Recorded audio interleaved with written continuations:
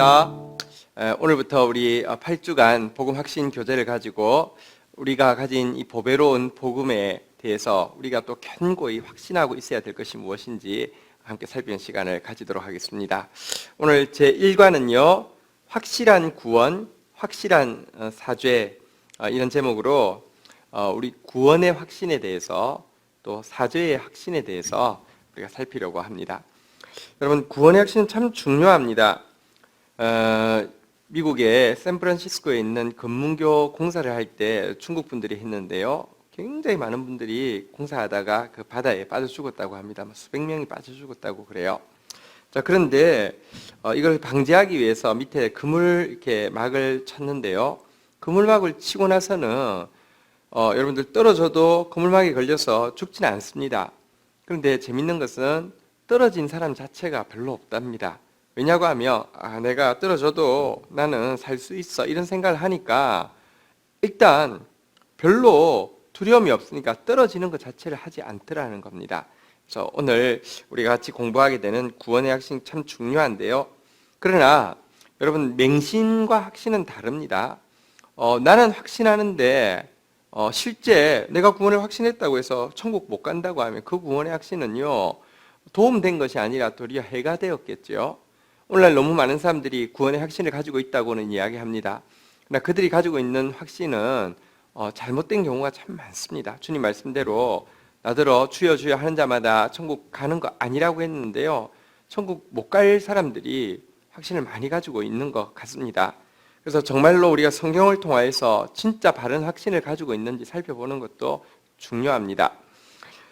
이단에서는 또 이것을 이용해서요, 진짜 너 구원받을 자신 있냐고 이렇게 이야기하면서 죄사함 받은 거 확실하냐고 이야기하면서 거꾸로 공격합니다. 왜냐고 하면 네가 진짜 구원을 받았고 죄 사함을 받았다고 하면 다시는 죄를 짓지 않을 것인데 너 죄 짓잖아. 그러니까 네가 받은 사죄의 확신은 가짜야. 나는 예수 믿고 나서, 나는 구원받고 나서 한 번도 죄 지은 적 없어, 이렇게 이야기하면서 미혹하기도 합니다. 그래서 우리가 구원에 대해서 또 사죄에 대해서 성경이 무엇이라고 가르치는지를, 복음이 무엇이라고 가르치는지를 정확하게 보고 확신함으로 말미암아 우리가 또 든든하게 하나님께서 주신 이 구원의 축복을, 또 용서의 축복을 누릴 수 있게 되기를 바랍니다. 교재 11페이지를 보도록 하겠습니다. 말씀 보기 11페이지. 자, 먼저 확실한 구원, 확실한 사죄 중에서 확실한 구원 부분을 먼저 좀 살피려고 합니다. 자, 확실한 구원. 여러분, 구원이 왜 확실합니까? 그것은 구원의 출발이 은혜로 된 것이기 때문입니다. 은혜로 말미암는 구원. 여러분, 성경에서 우리에게 이야기하고 있는 것은 주 예수를 믿으라, 그리하면 너와 내 집이 구원을 받으리라 라고 이야기하면서 예수를 믿는 자는 구원을 받는다고 이야기했습니다. 요한복음 1장 12절에 보면 무엇이라고 이야기합니까? 영접하는 자, 곧 그 이름을 믿는 자들에게는 하나님의 자녀가 되는 권세를 주셨다, 이렇게 이야기하면서 정말로 예수 그리스도를 믿고 예수 그리스도를 주인으로 영접해드리면 하나님의 자녀가 되었다, 이렇게 이야기하고 있습니다. 여러분, 예수님 믿습니까? 여러분 예수님을 주인으로 영접해 드리셨습니까? 그러면 구원이 있고 하나님의 자녀가 되었다고 이렇게 성경은 이야기하고 있습니다. 그런데 한번 이런 의심이 딱 드는 순간 이 확신이 흔들리게 됩니다. 그래, 내가 예수님을 믿음으로 구원받았는데 내가 지금부터 내가 정말로 바르게 살지 못한다고 하면 하나님 주신 구원은 감사하지만 하나님께서 보고 야, 내가 구원 괜히 줬어, 이렇게 후회하면서 취소해버리지 않을까, 이런 생각은 들지 않습니까? 여러분, 그런데 만약에 이 생각이 전혀 들지 않는다고 하면 여러분, 뭐가 문제가 있을 것입니다.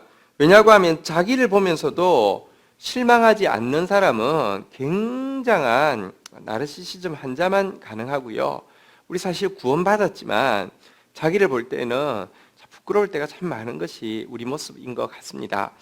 자, 그런데 여러분, 오늘 첫 번째 암송 성경 구절, 구원과 관련해서 첫 번째 암송 성경 구절이 나옵니다. 에베소서 2장 8절 9절인데요.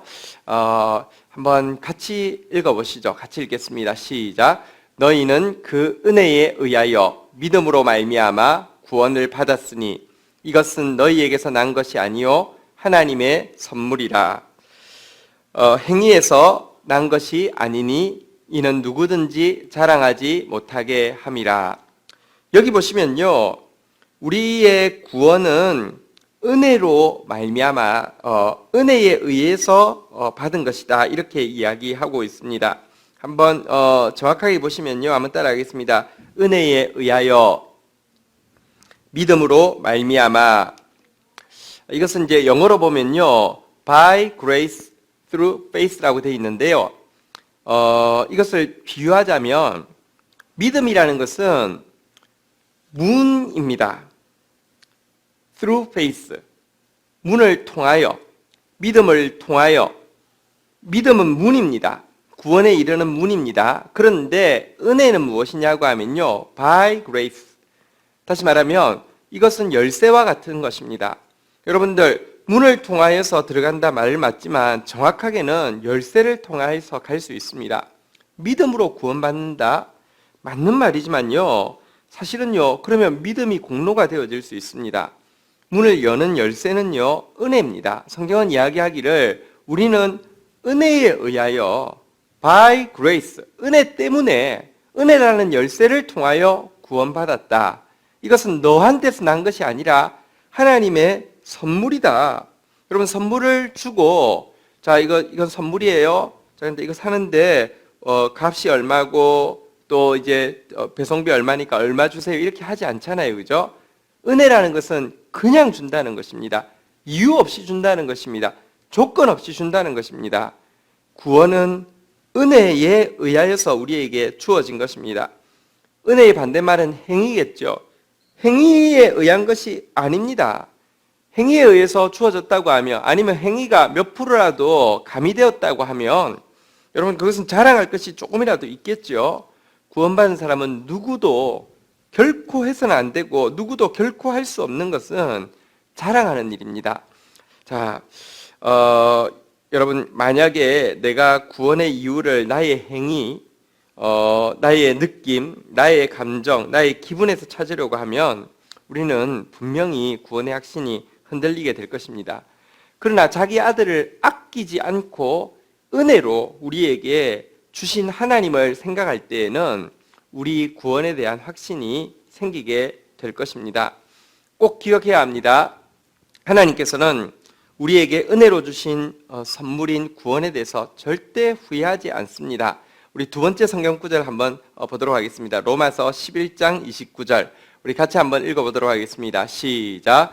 하나님의 은사와 부르심에는 후회하심이 없느니라. 여러분, 하나님은 우리에게 구원을 주시고는요, 한 번도 아유 내가 괜히 줬어, 아유 진짜 내가 저럴 줄 알았으면 구원하지 않았을 건데, 후회하시지 않는다고 이야기합니다. 은혜로 주시고 후회하시지 않는 것. 그래서 하나님께서 우리를 바라보시고 계시는 표정은요, 웃고 계시는 것입니다. 기뻐하고 계시는 것입니다. 당신의 사랑하는 아들 예수 그리스도를 통하여서 바라보고 있기 때문에 정말 조금도 후회함이 없고요, 정말 사랑스러운 눈으로 보고 계시는 것입니다. 이 사실을 기억하십시오. 이 두 구절을 가지고 여러분들의 구원의 확신의 근거를 삼으시기를 주의 이름으로 축복합니다. 자, 그런데 이렇게 여러분들 구원받은 사람에게는 표시가 나타납니다. 이 성경 구절을 통해서 내가 확신한다고 하지만 진짜 내가 구원받았으면 당연히 표출되어지는 표시가 동반되어집니다. 그것이 무엇인지 우리 12페이지에 나오는 구원의 증거 두 가지를 좀 보도록 하겠습니다. 첫 번째 증거는 무엇이냐고 하면 죄를 거부한다는 것입니다. 진짜 구원을 받은 사람은요, 이전에는 죄에 대해서 전혀 갈등이 없었는데 그때부터 죄와의 갈등이 시작되어집니다. 죄에 넘어질 수 있습니다. 그러나 죄에 대해서 굉장히 고통하는 마음이 있고요. 죄에 대해서 내가 죄를 범할 수 있지만 죄에 대해서 굉장히 역겨워하는 마음이 있고요. 죄와의 관계가 바뀌고 또 죄가 그러면서 하나님의 은혜로 조금씩 끊어지고 또 전혀 다른 세계로 돌아가는 그런 변화가 반드시 구원받은 사람에게는 존재한다는 것입니다. 우리 요한 1서 3장 6절 한번 보도록 하겠습니다. 같이 한번 읽겠습니다. 시작. 그 안에 거하는 자마다 범죄하지 아니하느니 범죄하는 자마다 그를 보지도 못하였고 그를 알지도 못하였느니라. 우리 요한 1서 3장 9절도 한번 보도록 하겠습니다. 요한 1서 3장 9절. 하나님께로부터 난 자마다 죄를 짓지 아니하나니 이는 하나님의 씨가 그의 속에 거함이요 그도 범죄하지 못하는 것은 하나님께로부터 났음이라. 여러분, 요한 1서는 목적이 무엇이냐고 하면 진짜 구원받은 사람은 어떤 사람인가, 진짜 구원의 확신은 무엇으로 알 수 있는가를 위해서 쓰여진 책입니다. 왜냐고 하면 그 당시 영지주의 이단이라는 이단의 공격들이 이제 시작되어질 때이기 때문에 사도 바울은 사도 요한은 진짜 구원받은 사람이 어떤 사람인지 내적으로 그리고 외적으로 증명할 수 있는 그 증거들을 제시하기 위해서 쓴 책인데요. 요한 1서에 우리가 두 구절을 읽었는데 이 두 구절에서 공통적으로 이야기하는 것은 구원받은 사람은 지속적으로 범죄하지 않는다는 것입니다. 여기 죄를 범하지 아니하나니 혹은 죄를 짓지 아니하느니 이 단어는 원어를 보면 계속적으로 죄를 범하거나 짓지 않는다는 뜻입니다. 계속적으로 지을 수 없는 것이 내 속에 이제 하나님께로부터 난 하나님의 씨가 들어왔기 때문입니다.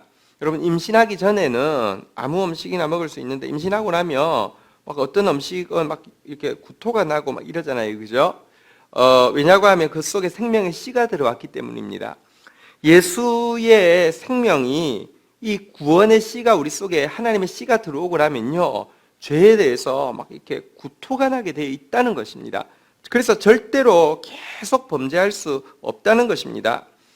내가 구원받았다고 이야기하면서 계속해서 어두움 가운데 거한다는 것은요, 거짓말하는 것이라고 성경은 이야기합니다. 요한 1서에 나오는 증거를 한번 볼까요? 1장 6절 말씀 한번 같이 보도록 합시다. 13페이지에 있습니다. 같이 읽겠습니다. 만일 우리가 하나님과 사귐이 있다 하고 어둠에 행하면 거짓말을 하고 진리를 행하지 아니함이 거니와. 자, 여러분들 예수님을 믿고 있다고 고백했는데요. 여러분 속에는 이런 죄에 대한 역겨움, 죄에 대한 거부, 죄에 대한 괴로움이 있습니까?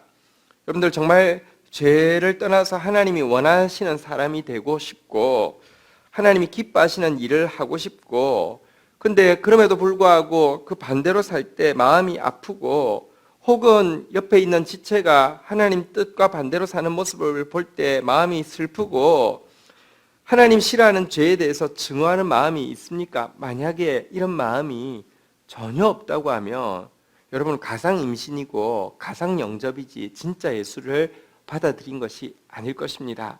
여러분 속에 죄에 대한 아픔과 고통과 거부가 있습니까? 이것이 진짜 구원받은 사람의 첫 번째 증거입니다. 두 번째 증거, 요한 1서가 이야기하는 두 번째 증거는 형제를 사랑한다는 것입니다. 요한 1서가 제시하고 있는 이 두 가지 증거 중에서 더 확실한 증거가 형제 사랑의 모습을 보면 안다는 것입니다. 한번 볼까요? 요한 1서 3장 14절 같이 한번 보도록 하겠습니다. 같이 읽겠습니다. 시작. 우리는 형제를 사랑함으로 사망에서 옮겨 생명으로 들어간 줄을 알거니와 사랑하지 아니하는 자는 사망에 머물러 있느니라. 여러분, 형제 사랑하는 모습 보면 사망에서 생명으로 옮겨간 것을 안다. 사랑하지 않는 자는 사망에 머물러 있다. 이렇게 이야기하고 있습니다. 형제 사랑이 구원의 증거다. 천국 백성의 증거다. 이렇게 이야기하고 있습니다. 왜 형제 사랑이 이렇게 중요합니까? 내가 구원받으면 하나님의 자녀가 됩니다. 하나님의 자녀가 되면요, 영적으로 한 아버지를 모신 가족들에 대해서 사랑하는 마음이 생길 수밖에 없습니다. 그런데 내가 구원의 확신이 아무리 있다고 해도 같이 예수를 주로 고백하는 형제 자매에 대해서 사랑하는 마음이 전혀 없다고 하면 그것은 구원받은 사람이 아니거나 그가 아버지라고 고백하는 하나님이 다른 사람이 다른 믿음의 성도들이 고백하는 아버지와 다를 확률이 높습니다. 요한 1서 3장 10절에도 이렇게 이야기하고 있습니다. 이러므로 하나님의 자녀들과 마귀의 자녀들이 드러나나니 무릇 의를 행하지 아니하는 자나 또는 그 형제를 사랑하지 아니하는 자는 하나님께 속하지 아니하니라. 구원의 증거가 뭐냐? 의를 행하느냐 안 하느냐. 죄를 미워하고 의를 행하기 위해서 애쓰고 몸부림치느냐 안 치느냐, 이게 첫 번째 증거라고 하면, 두 번째는 형제를 사랑하느냐 사랑하지 않느냐, 이것으로 판가름 난다, 이렇게 이야기하고 있습니다. 여러분, 우리는 서로 사랑해야 될 이유가 충분한 존재입니다. 하나님이 같은 아버지시죠. 그리고 우리는요, 가장 부끄러울 때, 가장 연약할 때 은혜로, 다시 말하면 아무런 조건 없이 자격 없이 구원을 받았습니다. 그러니 어떻게 사랑하지 않을 수 있겠습니까? 자식은 부모를 닮게 되어 있습니다. 우리를 구원하신, 은혜로 구원하신 하나님의 성품을 한마디로 이야기하면 사랑입니다. 그래서 신자는 사랑할 수밖에 없습니다. 사랑해야만 되는 것입니다. 우리 요한 1서 4장 8절 한번 같이 읽도록 하겠습니다. 시작. 사랑하지 아니하는 자는 하나님을 알지 못하나니 이는 하나님은 사랑이심이라. 형제 사랑이 없으면 하나님 아버지를 모른다는 겁니다. 형제 사랑이 없이는 하나님 아버지의 자녀가 되어지는 이 영접하지 않은 것이라고 이야기하고 있습니다. 그래서 우리는 혹시 다른 부분에는 혹시 열등생이 되어도 됩니다. 그러나 사랑에서만큼은요, 반드시 우등생이 되어야 합니다. 사랑하고 싶은 사람도 있는가 하면 사랑이 굉장히 까다로운 사람도 있지 않습니까? 그런데 여러분들, 우리는 사랑하기 쉬운 사람만 사랑하는 사람이 아니라 어려운 사람도 사랑해야 된다고 이야기합니다. 왜냐고 하면 주님께서 우리를 사랑하신 거 생각하면 얼마나 어려웠겠습니까? 그런데도 그렇게 좋아하시면서 사랑했다고 하면 우리가 다른 사람 사랑하는 것은 마땅합니다. 우리 요한 1서 3장 16절 같이 한번 읽도록 하겠습니다. 시작. 그가 우리를 위하여 목숨을 버리셨으니 우리가 이로써 사랑을 알고 우리도 형제를 위하여 목숨을 버리는 것이 마땅하니라. 그가 나 같은 죄인을 위해서 목숨을 버리셨습니다. 근데 우리가 까탈스러운 사람들을 위하여서 목숨 버리는 거 마땅하다, 당연하다, 이렇게 이야기를 하고 있습니다. 여러분, 먼저는 우리 양우리에 있는 지체들, 약하지만 하나님 따라가려고 하고 하나님 사랑하려고 하는 지체들, 사랑하는 우리가 되어서 구원받았음을 증명하고, 조금 더 나아가서 이 우리에 속하지 않은 양무리들까지 예수 그리스도의 사랑으로 찾아가고 변화시키고자 하시는 구령의 열정을 가진 사람이 될 때 진짜 우리가 예수로 말미암아 구원받은 백성이구나 증거가 되어질 것입니다. 성령님은 지금도 우리에게 끊임없이 누군가 형제를 사랑하라고 이야기하십니다. 성령님은 지금도 끊임없이 누군가에게 대해서 생명의 복음을 전하라고 이야기하고 계십니다. 여러분들 함께 이 기간 동안에 더 많이 죄와 싸우고요, 더 많이 형제를 사랑하고요, 더 많이 영혼들을 품게 되는, 더 넓어지는 또 여러분들과 제가 되었으면 좋겠습니다.